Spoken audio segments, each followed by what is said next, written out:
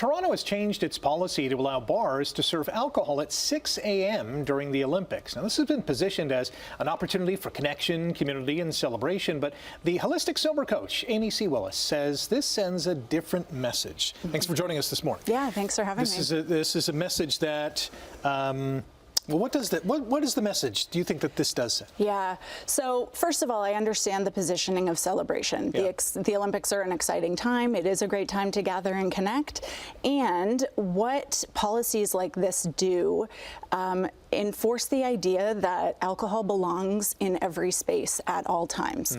And policies really reiterate and suggest that celebration and alcohol always go hand in hand. Yeah. And whether we want to admit it or not, these policies do shape how we relate to alcohol. They shape patterns, beliefs, behaviors, all of it. So they are influential.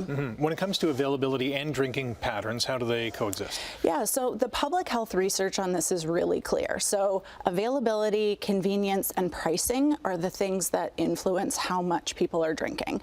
And when we make alcohol easier to access, whether it's earlier hours or more locations or delivery apps, we know that overall consumption goes up. And when consumption goes up, so too do alcohol-related harms. Yeah.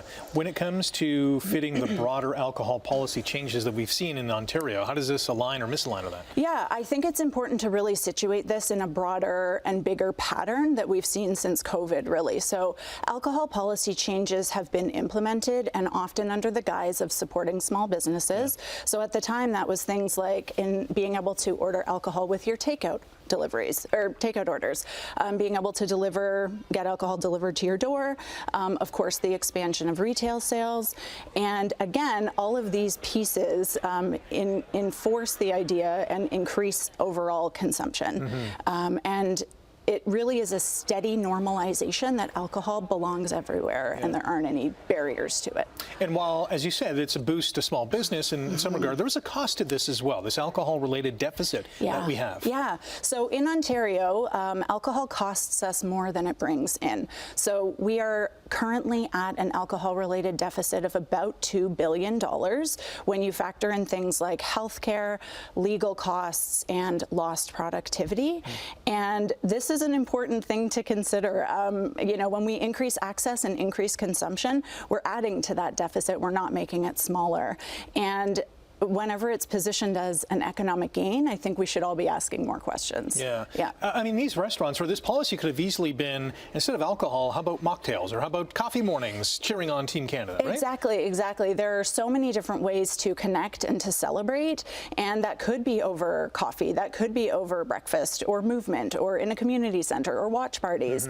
And again, we don't need to position alcohol at the center of this. Connection doesn't require alcohol. It requires shared experience and ritual and bonding. Yeah, this is going to happen at the summer, or at the World Cup this summer as well. Yeah, absolutely. And so, I mean, back to the cost, like this has an impact on people who are struggling with alcohol addiction. It does, and I can say from my own experience with my clients in my private coaching practice, when you are trying to change your relationship with alcohol, that's already a difficult task.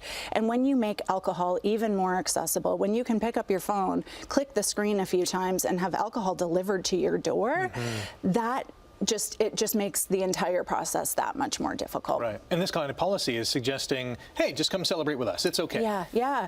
And it is. It's the emphasis is not, I think, on the broader impact and the public health issues related to that, and it positions it as harmless and fun when it is anything but that. We've got about a minute. For people who are struggling, where can they go to get some help? Well, there's lots of resources. I am a great one. I obviously do private coaching. I also have a really lovely community for women seeking community, sober and sober curious women. We get together, we celebrate, we support each other. There's connection, there's community.